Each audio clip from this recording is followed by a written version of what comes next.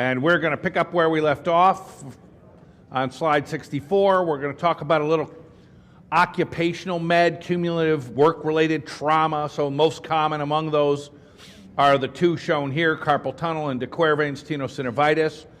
Carpal tunnel can happen without it being work-related, so these are often contentious issues. And there's Tunnel sign, where you get the paresthesias from tapping the median nerve, and Phelan sign, where you hyperflex the wrist and try and elicit paresthesias in the median nerve distribution. And then there's the modified Phelan's, which is where you put pressure on the median nerve above the flexor retinaculum at the same time as you're doing it, and that will help. And if you're the kind of person that writes exam questions, you just can't resist that stuff at the bottom. Pregnancy, hypothyroid, DM, RA, all associated disease entities. And so this is a wonderful place for an exam writer, an item writer, to mix in some medical entities with an orthopedic or a cumulative work-related issue. And so it is, as you might expect, given that beautiful list, pregnancy, hypothyroid, diabetes, and RA, a darling of the examiners because they can give it to you. And then there's also things like the CATS diagram. One of the things about carpal tunnel is that when it's easy, it's really easy. But there are patients you'll meet that don't really have the classic stuff. They have some vague sort of arm stuff and it'll be radiating up. I've seen them in the chest pain unit where really what they have is carpal tunnel. Left arm, shoulder heaviness. You sometimes get into this thing, it's so vague, you're wondering if it's thoracic outlet syndrome, is it really the whole arm? And so carpal tunnel's easy when it's easy, but it can be confusing as well, and they can have pretty vague symptoms, particularly early on. De Quervain's is a little more defined. First dorsal extensor compartment. They have a lot of tenderness. You do the Finkelstein test where they drop their wrist over. The tenderness in de Quervain should be mostly at or distal to the radial styloid. If you do a Finkelstein's test and the pain is up in the forearm, that is not de Quervain's. That is intersection syndrome or Orsman syndrome. They can both have a positive Finkelstein. The question is, where is the pain? So for de Quervain's, it should be in the first dorsal extensor compartment, and it should be mostly distal to the radial styloid. All right, now we get to the Italian boys, right? We have the two bones linked together in the forearm. They create a ring.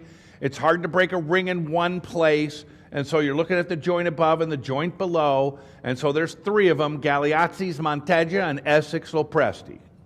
So there's this device down here drawn in yellow in the box, GRUM, to help you remember which is which.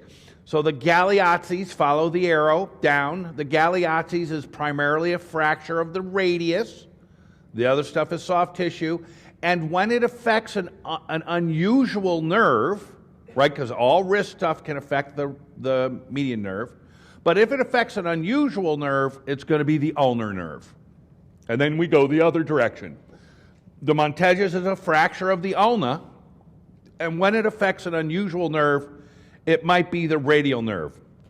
All of the Italian boys need orthopedic referral, and they're usually managed by open reduction and internal fixation. Generally speaking, they're operative. And here we see the radius fracture with the distal radial ulnar joint disruption. Look at that distal radius flying in the breeze. And you can imagine how that might affect the ulnar nerve, which is there when you disrupted that joint and kicked that distal ulna out. And then Monteggia is the other side where you get the proximal, the joint above. So the Galeazzi's is the joint below. The Monteggia is the joint above. And the Essex Lopresti, the one with two words and a hyphen, is both the joint above and the joint below with the interosseous membrane. So here's the Monteggia stuff, and you're looking for radial nerve as the possibility. So there's the ulnar fracture. Notice that the proximal radial head is kicked out in this child and doesn't line up with the capitellum at all. So that's the proximal joint is involved. And here we have the drawing of Essex Lopresti with the crushed radial head, the disrupted interosseous membrane, and the number two and the drawing is at the distal radial ulnar joint, the so-called drudge, which is also disrupted. I've had one of these. When you have one of these, that little interosseous membrane thing in the middle, which you think, oh, it's not even a fracture, that's soft tissue. I remember I had this huge forearm hematoma, and that interosseous membrane hurt more than the radial head fracture. And then finally, the one you don't want to confuse with the Monteggia is the non-displaced ulnar nightstick fracture, which is neither the joint above nor the joint below, and that's why it's managed with a simple ACE wrap and doesn't necessarily need orthopedic referral. You don't want to confuse it with the Monteggia, so you got to really make sure, and here's a classic nightstick, little cracked thing with no displacement and no joint above or below involvement, so that's not going to need open reduction and internal fixation, and really simple ACE wrap will do it. Both bones fracture, important fracture, a lot of force involved. One of them often is a green stick, so it's hanging on, one cortex is intact. They usually require open reduction and internal fixation, but a lot of times an orthopod will come in and go, well, the one bone is on, if I can just get the other out to length, I won't have to operate, I can cast it. And so they manipulate them, and that manipulation is why compartment syndrome is commonly associated with these. They've got an injury that's pretty significant to begin with, then someone starts yanking on it and trying to get it into place, and then casts it, and they're at high risk for a compartment syndrome. So if they have pain out of proportion, or they come back for a cast check, maybe they say that the patient came back for a cast check and they were bivalve, the cast was bivalve, but they're still having severe pain. Now we're back to poop. You better think of compartment syndrome. This is one of the most common causes of compartment syndrome in the pediatric upper extremity. They also can have neurovascular injury with it, and they're at risk for problems. So here you see a classic both bones where the ulna looks like one cortex is intact. So if you're the orthopod, you're thinking, all I got to do is get that mid-shaft radius over and get it locked on, and I won't need to operate. And that's why they try to manipulate these, often with not much success. And that manipulation increases the bleeding and injury and puts them at risk for a compartment syndrome. Volkmann's contracture is inadequate circulation to the forearm. It most often happens with a supracondylar humeral fracture, usually a more severe one, a grade 3. And remember that the elbow, although they get a lot of swelling around the elbow, and that's where the constriction is occurring, there's actually no compartment at the elbow. There are forearm compartments, there are upper extremity compartments, but there's no so it's sort of a pseudo-compartment syndrome, if you will, which tightens everything around the elbow with the bleeding and the swelling, and then they get compression at the elbow of a variety of nerves, and they get a Volkmann's contracture, and they might have numbness. And it is this Volkmann's contracture, which is why when you cast upper extremities, you have them come back for cast checks. This is what you're looking for and concerned about. Nursemaid's elbows, everyone's fun. You know, the thing gets clicked out because the annular ligament is not well developed or very strong, and the head of the radius, the proximal head of the radius, isn't well developed. It doesn't flare out in a 2-year-old or a 3-year-old. And so they can get these. Peak ages are 1 to 4. X-rays aren't necessary to get if it's obvious. You know, the classic story, my child won't move the arm. Then you either send them to X-ray on occasion, and probably everyone has had that where they come back and they're moving, or you just say, oh, this is a nursemaid's. And the classic answer is to supinate and flex with a little pressure over the radial head. However, having noted that, that's the classic answer, supination and flexion. There have now been a couple of papers that compared supination and flexion with hyperextension and rock, and hyperextension and a rocking of supination and pronation actually works better. So they won't ask you to choose between the two, but know that the classic answer, supination and flexion, has been challenged by a few papers over the last couple of years.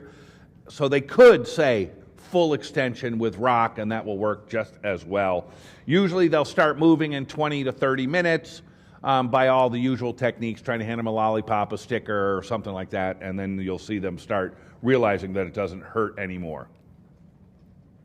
Olecranon bursitis, aka student's elbow, aka drunkard's elbow, is repetitive microtrauma to the olecranon bursa, and then it swells up like this little golf ball. And despite the redness of the skin over this, the vast majority of these are not infected, and when you aspirate them, and you should aspirate them, not IND them, because when you IND them, they often get a wound that keeps popping open and won't close and develops a drainage tract. So aspirate them from the most superior aspect. Usually what will come out is nice, clear, straw-colored fluid, and the patient's not febrile, and that should just be managed with a compressive dressing and doesn't need antibiotics, even when it looks bright red like that. Now, on the other hand, if what comes out is sort of cloudy or they have a fever, there are 10, 15% of these that are infected, usually with staph, and then you've got to make a decision about how sick are they. If they're sick, they get admitted with anti-staphylococcal coverage. If they're not that sick and you've aspirated the fluid, you might try and cover them with anti-staphylococcal antibiotics and manage them as an outpatient. You could go either way. Minimal labs. If you were going to do labs on that, there's not much labs to do. Like if you aspirated it, and usually the decision to treat with antibiotics is a clinical one. The stuff comes out, looks cloudy or purulent.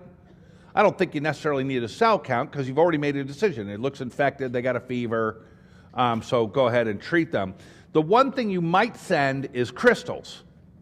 Remember that gout, and I forget who talked about gout. I think it was Jan talked about gout.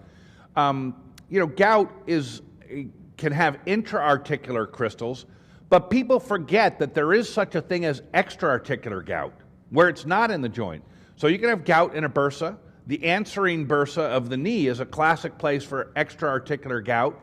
The dorsal extensor tendons of the foot is another place where you'll see extra-articular gout.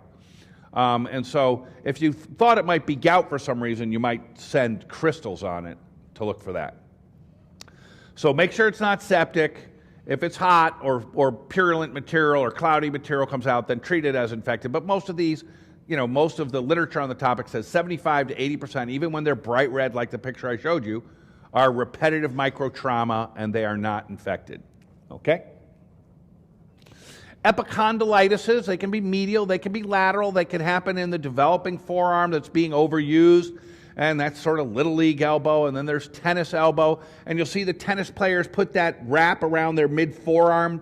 That does, in fact, work. It takes some pressure off the insertion on the epicondyle, and so you'll see those kinds of things used. Treatment is avoidance of the activity, rest, and NSAIDs. A lot of times what happens is the person just doesn't avoid the activity long enough, and so they can get into a recurrent cycle of hurting this and having the problem go on. With medial epicondylitis, if there's a lot of inflammation and edema, you can get ulnar nerve symptoms where the ulnar nerve, which is vulnerable, is trapped in the cubital groove, right? That's the reason we call this the antecubital fossa, is because on the other side there's the cubital groove, which is where your ulnar nerve crosses the elbow, aka the funny bone location of the ulnar nerve.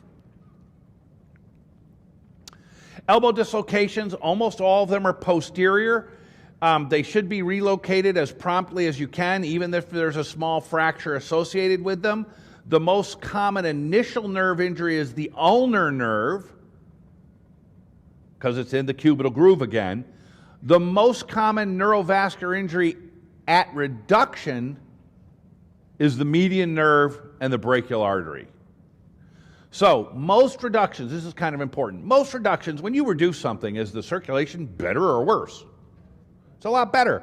And we always get told, oh, do a neurovascular check after you relocate it. But we get kind of cavalier because usually everything pinks up, looks a whole lot better.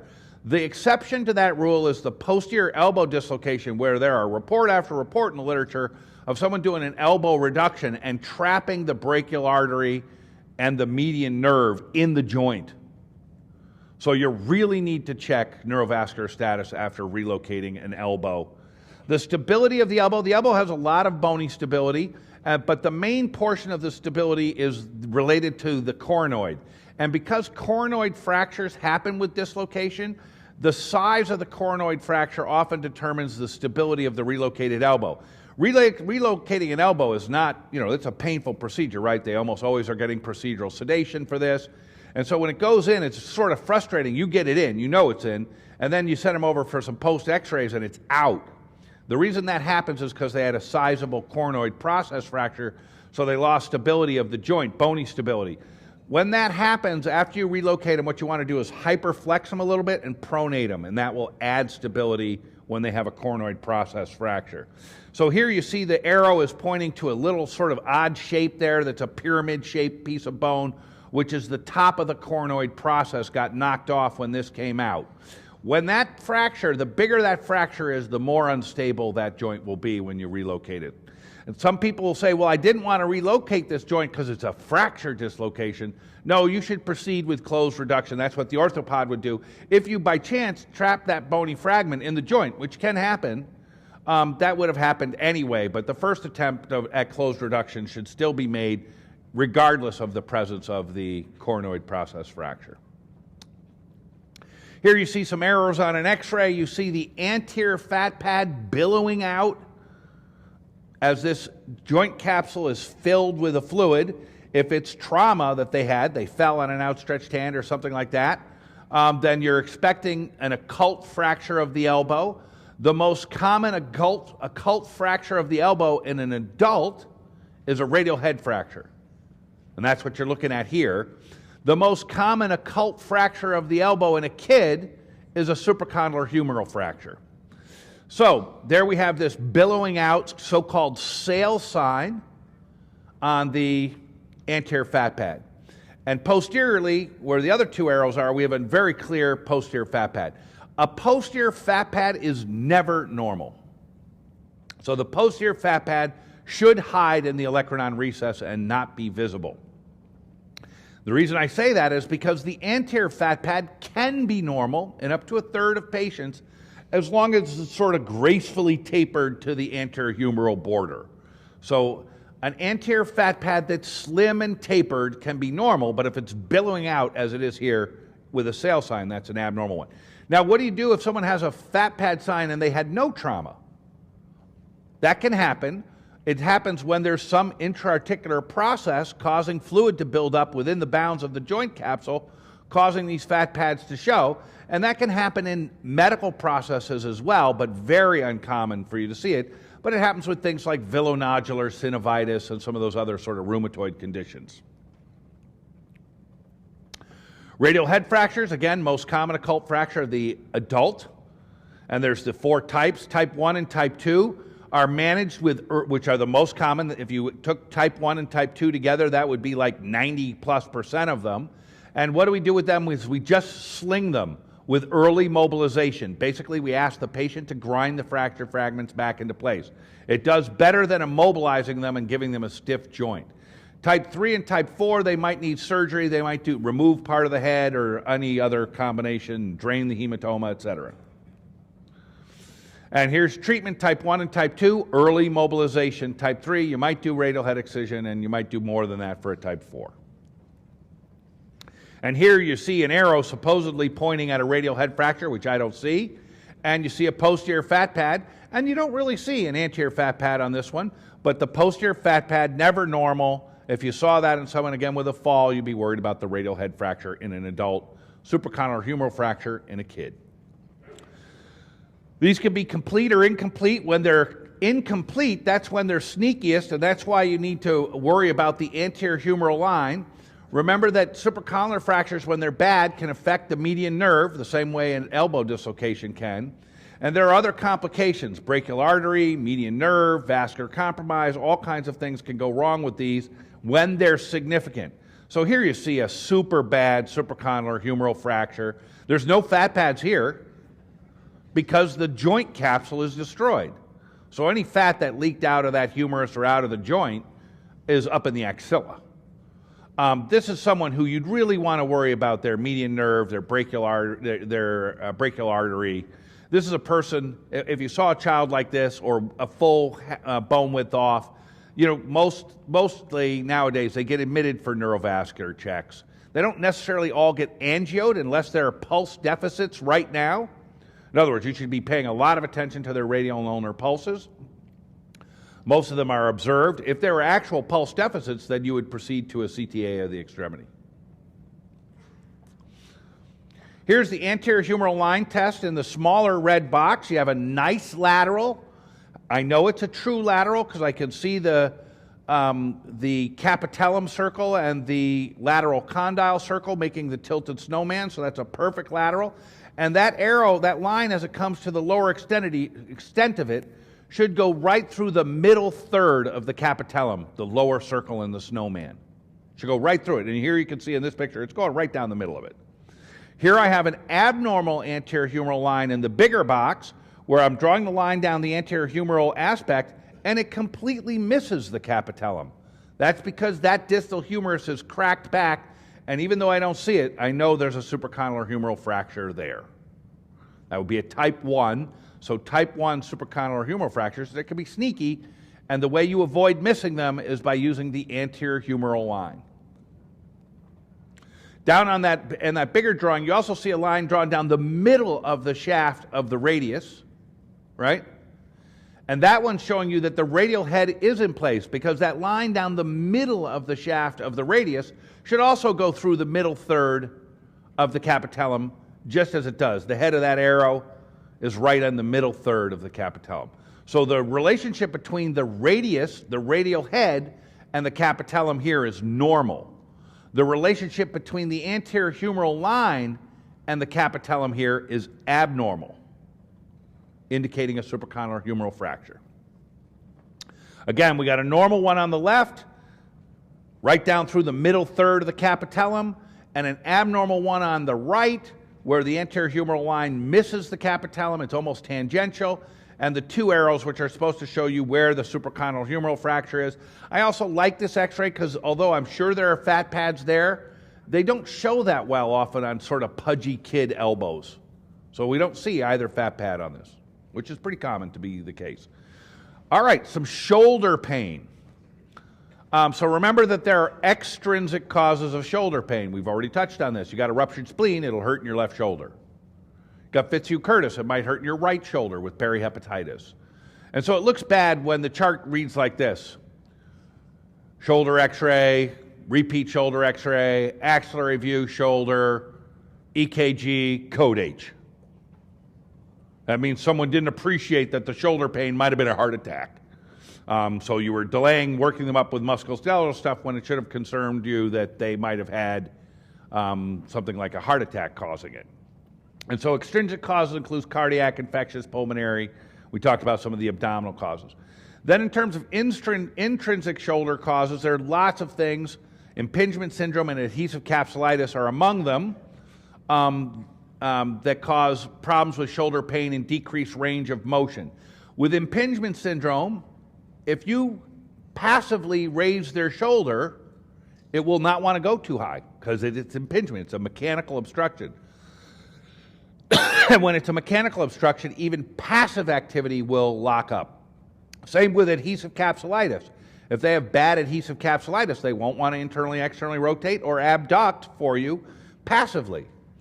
The reason I mentioned the passive stuff about impingement and adhesive problems is to differentiate them from the questions that are about rotator cuff, where the pain is with active external rotation and abduction. In rotator cuff, it's the active. They don't have to go far, just the active pushing against resistance with external rotation or pushing against resistance with abduction will cause pain. So active versus passive. Shoulder dislocation. The shoulder is the most mobile joint in the body. It has the greatest range of motion. It has very low bony stability. And so it's the most frequently dislocated joint in the body. When it comes out of joint, you got to worry about the axillary nerve. And most orthopedic textbooks will say that the incidence of this axillary nerve thing is 8 or 9%. Most ER docs hear that number and go, what are you talking about? It's way less than that. You'll see hundreds of these before you find some. And that's because when people have recurrent shoulder dislocations, if they can put it in the field themselves, do they come to the emergency room? No. If they can't put it in the field, but they've had one before and you put it in, and they're neurologically intact, do they go to the orthopedist? No, because the first time they had a dislocation, they were sent to the orthopedist. It cost them hundreds of dollars, and then orthopedist did nothing. They're not stupid, so the next time it happens, they aren't going to follow up with the orthopedist. If the shoulder's out and you tell them, boy, you really need to see a specialist, you got a nerve injury, do they go to the orthopedist? Yes. And so when you read the orthopedic literature saying the incidence is 8 or 9%, that's classic referral bias. The people with that nerve injury get referred to them and they follow up with them. The people without don't. We have the rotator cuff muscles down there below, the sits muscles, the first three letters, SIT, supraspinatus, infraspinatus, and teres minor, all insert on the greater tuberosity, and that's why with some dislocations you'll have a fracture of the greater tuberosity. It got yanked off primarily by the supraspinatus. And the subscapularis inserts on the lesser tuberosity of the shoulder. The football position is the weakest position. When you're in the quarterback position, that's the position in which if you have a blow, your shoulder's going to come out, because the rotator cuff has a various vector forces that hold the shoulder in place, and when you're in this position, those vectors are the weakest. And most of these will be subcoracoid. They might have a Hill-Sachs and a Bankhart's, and there are sometimes questions about these. And so the Hill-Sachs lesion is the one they ask most often because that's a radiographic lesion with a notch on the posterior humeral head, a subchondral fracture where it rested on the glenoid rim, as opposed to the Bankhart's lesion, which is a labral tear or erosion, which is usually radiographically negative. So if you're asked which one of these is a radiographically apparent injury, the Hill-Sachs is much more radiographically apparent than the Bankhart's. And then, although they won't ask this on the test, just so as you know, when you're meeting patients who've had shoulder injuries and shoulder surgeries, they'll often tell you, I had a Bankhart's, and you might be thinking, oh, you had a Bankhart's lesion. No, they meant they had a Bankhart's procedure. So there's a Bankhart's procedure. You'll see a small surgical scar. It's a stabilizing procedure. So there's a Bankhart's procedure and a Bankhart's lesion. Complications here, axillary nerve injury. It's usually a neuropraxia, and we'll cover. Every time you dislocate a shoulder, there's bleeding into the joint, so they're at risk for adhesive capsulitis. And all dislocated shoulders that you've relocated who leave the emergency department should be given mobility exercises. So here's their shoulder immobilized position, but they should take off the strap here and do some Codman's exercises. I'm always asking the residents to print out the pictures from Google Images of Codman's exercises so they'll move their shoulder a little bit and not get shoulder adhesive capsulitis. And there you see the Hill-Sachs lesion with that subchondral notching on the posterior head where it rested on the glenoid rim. And here you see a classic subcoracoid location. You got this shoulder that's out, and there are various and sundry procedures, some 20 different ways to put them in. We could go through all the names of them. But scapular rotation has been in ascendance because you can do it without meds a lot of the time. It takes a little practice to get good at it. The Hennepin external rotation abduction is another that kind of gets a lot of press. And then on the right side of this thing, we have the gunslinger splint for this, which is a little uncomfortable. But if it's an athlete or someone who throws for a living, that kind of thing, putting them in a little bit of external rotation like this actually enhances labral injury healing and puts less stress on the labrum, so it gets a little better outcomes. The problem with putting everyone in one of these is a lot of people are just not compliant with it, right? It's kind of hard to get around, right? You can't get into your car. Everywhere you feel like you got a Viagra overdose. Everywhere you go, you're bumping into shit. And so people are less compliant with it. So sometimes that's an issue. But theoretically, the gunslinger improves labral healing. Posterior shoulder dislocations, pretty uncommon, but examiners love them because of the mechanisms associated with them, struck by lightning, electric shock, seizures will do it. Every couple years when I was during my period at LA County, there'd be some alcohol-related person would come in and status epilepticus, and we'd give them drug A to stop them from seizures, drug A again, they still seizing, drug B, still seizing, we give another dose, then they need to be intubated. Finally, we stop their seizures, and they get a post-intubation chest X-ray. Neurology comes down, and they go up to the intensive care unit where they get managed for their status. And 5 days later, a neurologist comes down to the emergency room, wireframe glasses on, ice cube melting in their pocket, long reflex hammer, white coat out behind, and they want to talk to you about the post-intubation chest X-ray. And you're like, no, man, we checked that tube. That tube was in. They go, yeah, the tube was in. Now you're like, what? Well, there wasn't a problem with the intubation? No, that's not what I'm talking about. They're like, oh, what do you mean? They say, did you look at the shoulders? They were present. And what's happened is they now have looked back at your post-intubation chest X-ray, which showed a light bulb sign on both shoulders. Both shoulders were simultaneously out posteriorly at the time of this status epilepticus. You, of course, had no history because they were seizing. You didn't notice any asymmetry because both of them were out. You didn't pick it up on the chest x-ray. They only figured it out on day 5 when he's extubated and starts complaining of shoulder pain and can't move, and you realize that this person's been left unrelocated for 4 days in the neuro ICU. Now they can't take their Dilantin because they can't reach their mouth with either hand. They have to like throw the pill in the air and catch it. So don't miss them in these. That's an M&M that happens, you know. I've seen that more than once. It's embarrassing. So here it is. This is the posteriorly dislocated shoulder on an AP view, and it doesn't look that dislocated. It looks perched on the glenoid rim. If you look at that humerus, where is the greater tuberosity? Normally, you should see the greater tuberosity on an AP. You don't see it. It's true anterior. Where is the lesser tuberosity? True posteriorly, because when they go out posteriorly, they internally rotate. So you don't see either tuberosity. So you get this perfectly circular end, and this has been called the gun barrel sign. It's been called the drumstick sign. It's been called the light bulb sign. It's been called the pseudocyst sign. Anything that's been named that many times, it's been named that many times because people have messed it up a lot. And they want you to remember, I like the light bulb sign because when you don't see either tuberosity of the shoulder of the humerus on an AP view, it ought to occur to you that that might be out posteriorly. And so the light bulb should go off in your mind to make sure it's not posteriorly dislocated. Luxatio erecta, less than 1% of all dislocations. It's an anterior location in extended position where the forearm is stuck on the forehead. So you say, sir, just like this picture, he's in a motor vehicle accident. This happens when their arm is out the window at the time of the rollover MVA. It gets ripped out. So they come in like this, and you got to do their C-spines and stuff. You're like, sir, we're trying to get x-rays of your neck. Put your arm down. Like, I can't. No, sir, don't, we understand it's a pain. We'd like you to put your arm down. I can't, they say. You're like, what do you mean? It's locked there. You're like, oh, all right. And that's luxatio erecta. When they have this, they have significant rotator cuff injuries.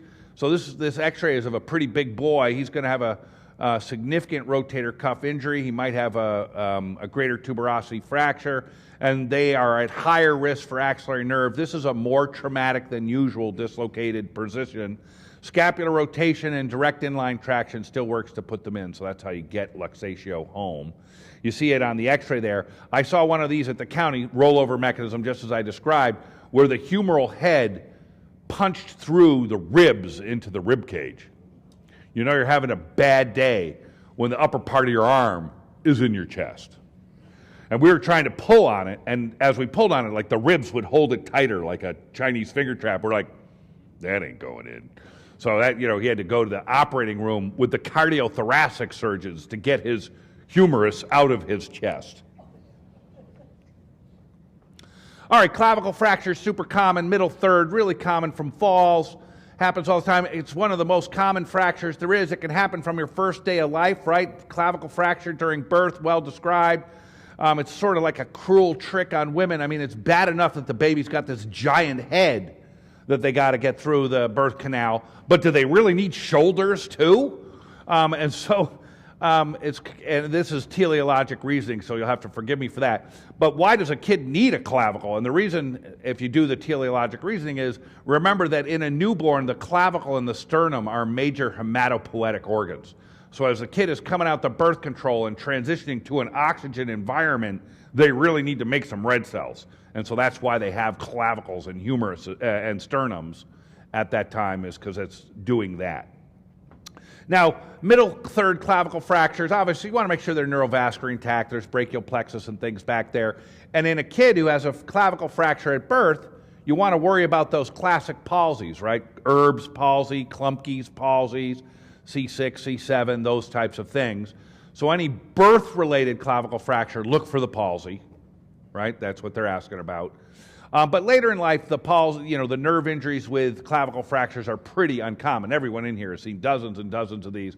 We learned over years not to put them in the figure of 8 because the figure of 8 worsens the outcomes, increased axillary erosion, increased pain, increased axillary thrombosis, increased skin breakdown, doesn't decrease the non-union rates. There's nothing good about a figure of 8. They just shouldn't be done anymore. The literature is pretty compelling and complete. So we put them in slings nowadays. Every once in a while, some old orthopod will try and put them back in a figure of 8. So you got to warn them, you don't want to be putting that. Other clavicle fracture issues, if it's the medial third right near the sternum, that's a little bit of a red light because there's higher forces involved. Now you're looking for sternal injuries, chest injuries. This is the kind of thing you see with bad motor vehicle accidents. So if you ever offered up in an exam a medial third clavicle fracture, that means get busy looking at the chest. That's what they're trying to tell you. Indications for surgery are the distal third in an athlete where there's other problems that need to be re-hooked together, ligamentous injury, or medial third where they have other injuries that are vascular or intrathoracic. And this is just a chart showing those distal third injuries that might need fixed as well. All right, humeral fractures. Proximal humeral fractures, pretty common. Again, you want to worry about the axillary nerve, right? You're up in the high humerus and near the head. So that's like a dislocation. You want to worry about the axillary nerve. So you're going to test their deltoid sensation and motor. Mid-shaft fractures of the humerus, you're worried about the spiral groove, which is where the radial nerve is. So mid-shaft fracture with a wrist drop, that's a pretty common type of question. That's, spiral groove, radial nerve injury.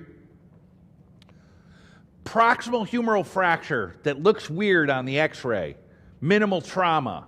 It occurs to you it might be a pathologic fracture. You're looking at that, the humerus doesn't look right. The down and dirty test that the ER doc does at that point is the urine dip.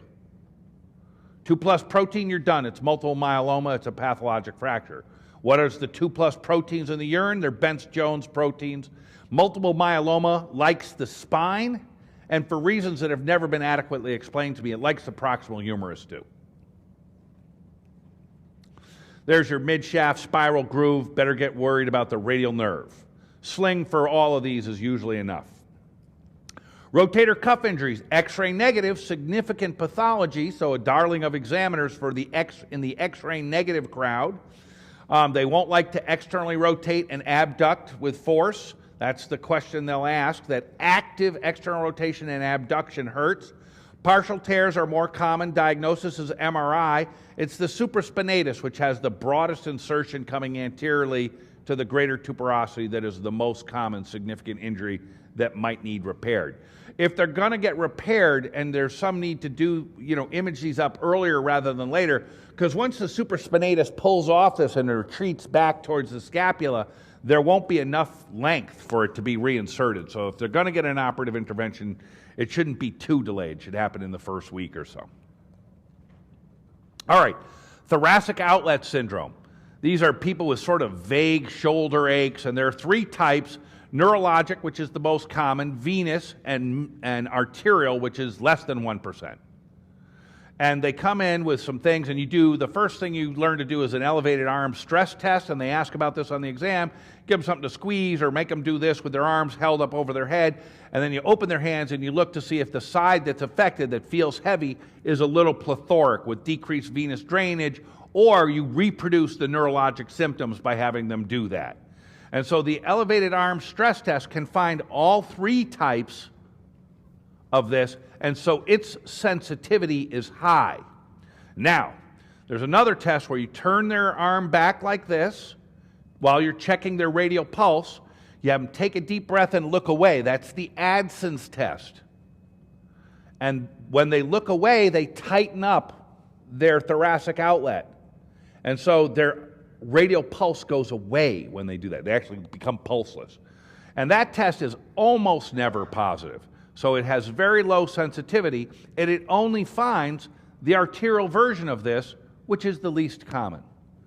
I've had 1 positive Adson test in my whole life. I was so shocked that it was positive. It was a nurse who had this chronic sort of shoulder aching and pain down her arm, and she's a healthcare professional at the hospital you're working at, so I was trying to be thorough and do all the maneuvers as part of the, the one-act play of being thorough. And when she put her arm back and took a deep breath, I was like, holy shit, do that again. I couldn't believe that it was positive. I'd never had a positive one before. And then I looked back at her x-rays from previously. She'd had x-rays of her shoulder and her C-spine done before, a couple of them, couple series. And no one had noticed that she had a cervical rib, bilateral cervical ribs. So her C7 had a rib, which makes your thoracic outlet super tight. And it's really good news because removal of that rib will usually relieve the symptoms. So most reliable and most sensitive is the East.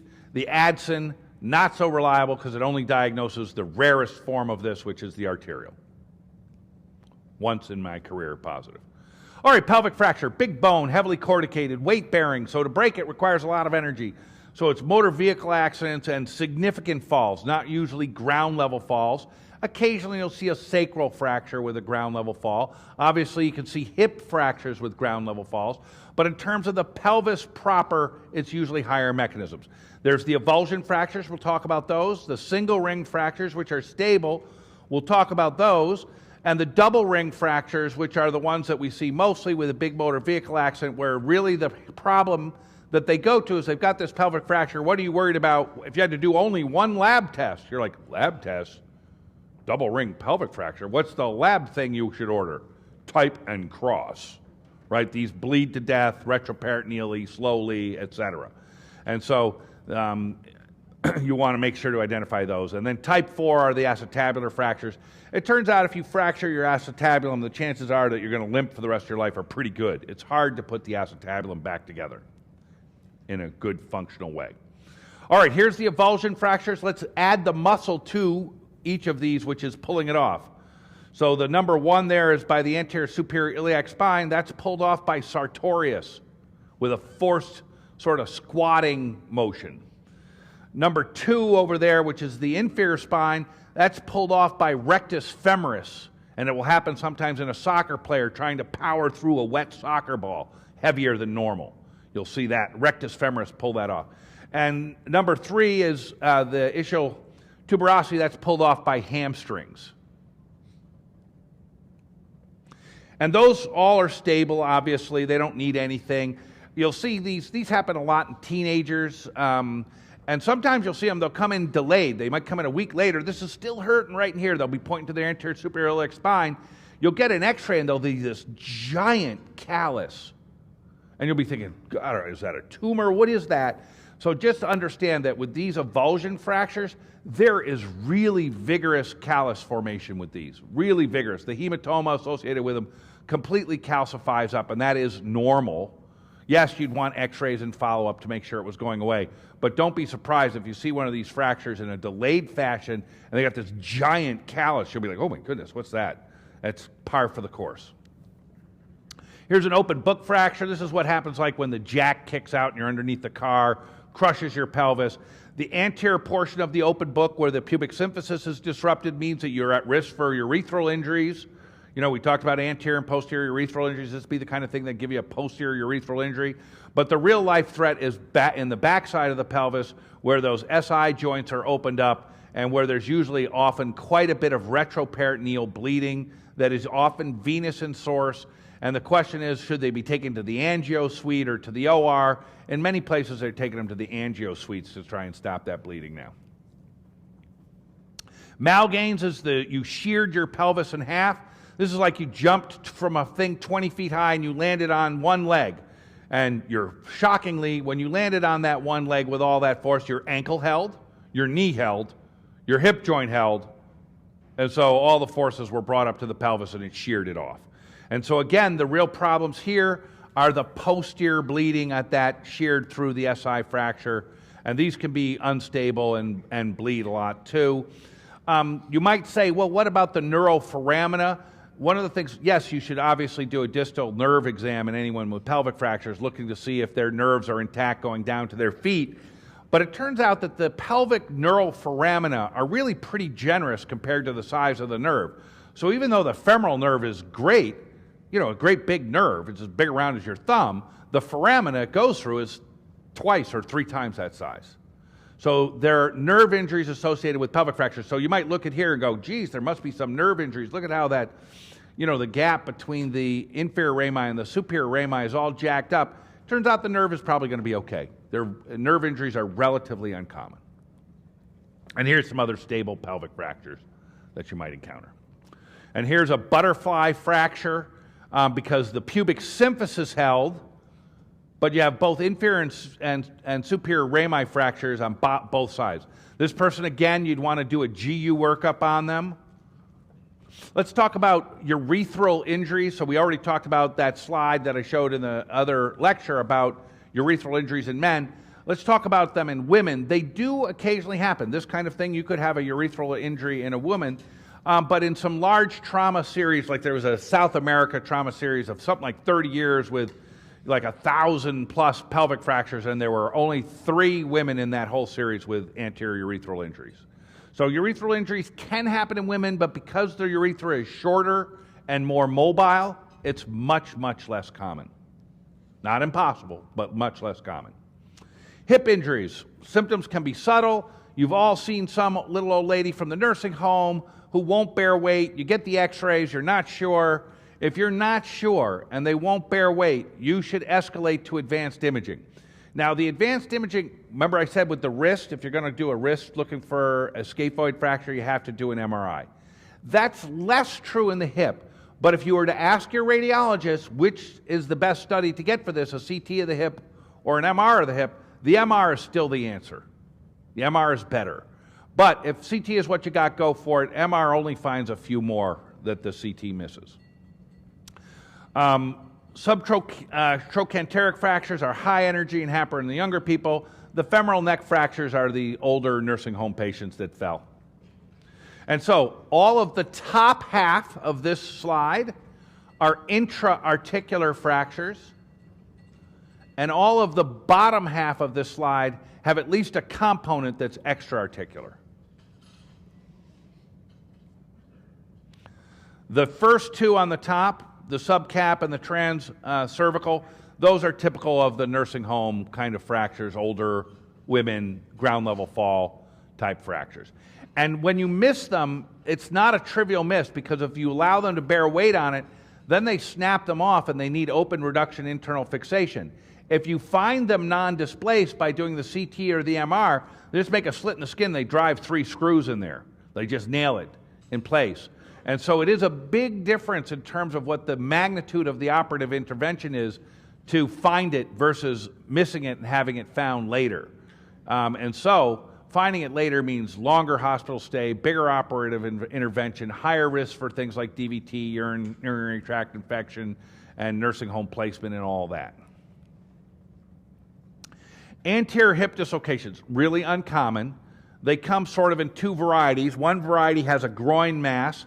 They're externally rotated. They're not easy to relocate. So they always say this in the book, relocate ASAP. These need procedural sedation, and you kind of got to know whether it's anterior or posterior, because the procedures that you're going to use are different.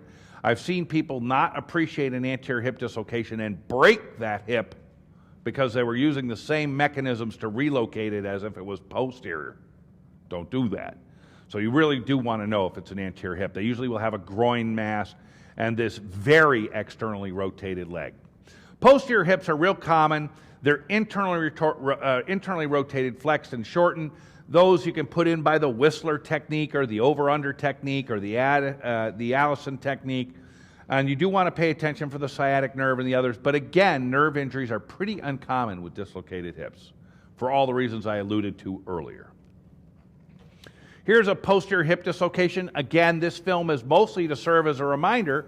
It doesn't look that dislocated, but it is the posterior column. So let's talk about the columns of the hip. A lot of orthopods act like this is way too complicated for the lowly emergency physician to understand, but it's really pretty straightforward. So let's take the uppermost boundary of the superior ramus and follow it towards the hip. That uppermost boundary of the superior ramus, if you follow that line into the hip, that's the anterior column of the hip.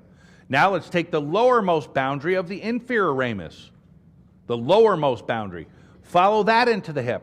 That's the posterior column. And everything in between is acetabulum in the middle column. So what are you expecting with a posterior hip dislocation? There could be a posterior column fracture. Little chip fracture, not uncommon. In fact, I think on this x-ray, right in the center of the femoral head, I think you see a little double density that might be a little chip fracture after the posterior column. Here you see it's not only posterior to the acetabulum, but it's been shortened a lot and is riding high. Also not an uncommon location for a posterior fracture, so posterior dislocation rather. So to put this in, you're going to need procedural sedation, good muscle relaxation, and a strong pull to get it to snap in. All right, some other hip pathology that comes up in the peds ortho sort of things, leg calf Perthes disease, pain and limp, boys age 4 to 8. On the exam, these ages matter. So the younger kid, this is leg calf Perthes, and the temperature and ESR are normal, and they have this ratty looking hip. Remember, it might be bilateral even though the other hip looks normal. So they're going to need MRI and workup for the rest of the, and you'll see this in kids with sickle cell, and you'll see it with asthmatics that have been on steroids, and sometimes for no good reason whatsoever. So that's leg calf Perthes. And if the x-rays are normal and they have this chronic limp, go directly to MRI. But usually you'll see this idiopathic avascular necrosis rather with this ratty looking thing. And there it is as I showed you. Now, slip capitofemoral epiphysis is the older kid, the fat kid, with the melted ice cream cone. So I got no problem with that. The fat goes with the ice cream cone. And it's Klein's lines. We'll get to that in a moment. So let's go bang that x-ray out right here. And so that ice cream cone's fully melted. Right, that's obviously off. That's pretty easy. However, look at the other hip. If I was to put Klein's line on that, remember Klein's line is supposed to hit the femoral head. If I draw that line on that outside edge leaning in, on this kid, it misses. So this is a bilateral skiffy, one circled and obvious, and the other one uncircled, but would be diagnosed by Klein's lines if you applied them. All right, back to septic arthritis. Jan also touched on this. Most common cause of painful hip in infants, it's hematogenous. As she said, it's staph, but in a newborn, you might worry about some of the strep and some of the other birth canal things, the group B strep. Salmonella and sicklers. Is that because salmonella is an encapsulated organism? No, it's because salmonella grows well on iron-enriched media. So people get that wrong. They toss out salmonella like, oh, it's encapsulated. They are asplenic. No, that's not the reason. It's not encapsulated. Neisseria gonorrhea in adolescents, and the diagnosis is aspirate the joint. Toxic synovitis happens in teenage years. They can have a low-grade fever. The pain can be pretty severe. They won't bear weight. I mean, for all the world, it looks like a septic hip. But when you do an ultrasound on them, there's no joint effusion because it's an extra-articular process most of the time. It's a common cause of painful hip in children, NSAIDs, analgesics, home care, but you have to make sure there's no joint effusion. So if you do the hip ultrasound and there's a joint effusion, then you should tap that and worry about a septic hip. If you do the ultrasound of the joint and there's no effusion, then you can retreat in most cases to this diagnosis, which is way more common. But they should be followed closely and watched. Femur fractures, high velocity, big bone, severe pain, can't weight bear. They can bleed a liter easy. They can get all kinds of complications from that blood loss. Here you see one of those complications, which is traumatic myositis ossificans. This often happens in hemophiliacs and things like that where they bleed more, or people who are anticoagulated. And the treatment for this is non-weight-bearing ice elevation, wrap. And usually it'll get better over time, but there's traumatic myositis ossificans if they were to ask about that entity. The knee, all kinds of soft tissue testing. The reason the Ottawa ankle rules work, and they do, and I use them, they don't decrease the number of x-rays all that much because I got a needy Stony Brook population that really wants the x-rays. I try and talk them out of it, that they don't need it. I tell them about the Ottawa ankle rules, but if they're arguing with me, I'm like, okay, well, you can have x-rays. I'm not that wedded to not getting you ankle films. But the reason they do work is I don't care about the ligaments. The Ottawa knee rules don't really work that well because I'm not interested in just fractures, because I do care about the ligaments and the menisci and the knee. So I have all of these testing things here, and I'm not going to go through them all in detail. There's a few things that do come up. So the best test for the ACL is the Lachman's, right? The other thing I want to point out is if you see a patient with an acute knee, are they easy to examine, big swollen knee? They're hard to examine. So about the only thing you should do on an acute knee, big swollen knee with an injury, is just check for an anterior and posterior drawer. What does it mean if they have an anterior drawer? Probably the ACL is out. What does it mean if they have an anterior drawer and a posterior drawer? That means the knee was dislocated, and that's super important. Because if the knee was dislocated, they should get a CTA. They should get an angiogram. So bicruciate ligamentous instability means CTA. And you'll hear sometimes people say, but they had normal pulses. You're like, that's not good enough. They might even go further to argue with you. We don't need to do the CTA. They got a normal ankle brachial indice. I don't care. These are often flap injuries in the popliteal fossa. If they have bicruciate ligamentous instability, they need a CTA, period. Here we got McMurray's and Apley's looking for meniscal injuries.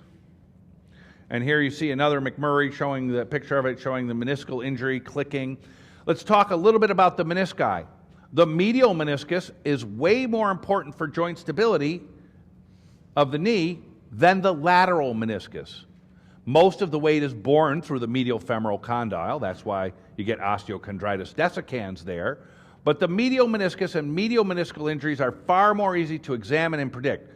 So the classic, right, you're getting tackled, you got spikes on, someone hits you outside, your leg caves in that way, right? You get O'Donoghue's terrible triad, which is ACL, medial collateral ligament, medial meniscus. On the other way, if you've got a planted foot and your knee gets blown out this way, you might get a Sagan fracture, the lateral collateral ligament, but you may not know if there's a lateral meniscus injury because the lateral meniscus is a lot sneakier and harder to identify. So understand there's a big difference in a normal architecture leg between the medial and the lateral meniscus.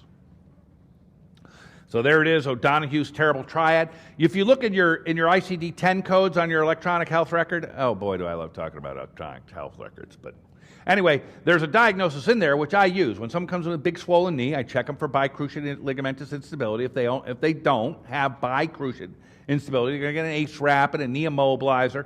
If the joint is huge, I might tap it just to get the blood out for pain control and put some analgesic in it. But then they're going to go to the orthopod who's later on going to get an MRI on them. And that's just fine.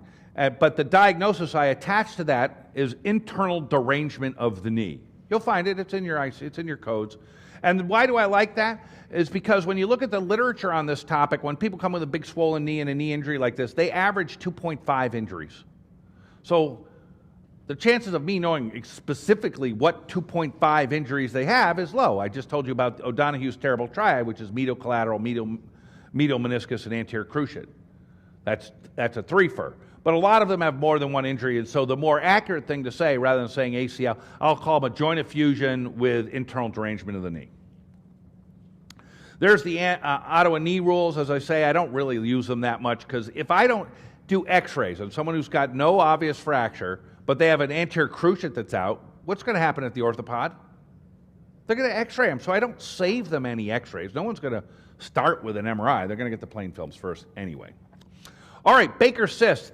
They asked this on exam, and you've no doubt seen some that really sort of shock you.